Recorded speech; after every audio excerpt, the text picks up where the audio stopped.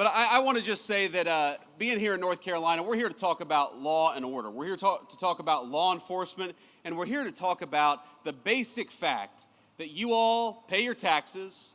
They go to safe streets and safe cities. You ought to be able to enjoy the places that were built by your tax dollars. You ought to be afraid, or excuse me, the criminals ought to be afraid of you. You ought not be afraid of the criminals. It's very simple.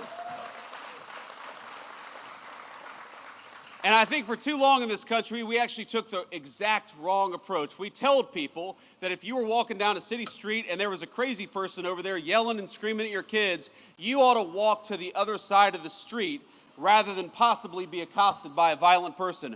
Well, you know what I think? I think that if a person is being violent and threatening to young children and young families, they ought to send their asses to prison instead of telling people that they got to cross the other side of the street.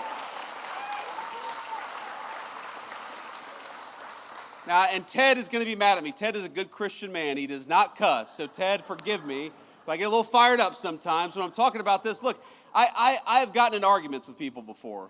You know, a couple years ago, I took my family to New York City. This was when I was in the United States Senate. We spent a few days there. It was a wonderful trip in a lot of ways. But, you know, every time we went to the subway, I'd have one of my kids grabbing onto my leg or afraid because there was a crazy person yelling, hollering, and screaming at a 3-year-old little kid. Why do we live like this? Why do we accept this in our communities? And the answer is because of bad political leadership. We have accepted for too long this idea that we ought to give over our streets to criminals and to vagrants and to people who are screaming at us instead of taking back our streets with our incredible law enforcement.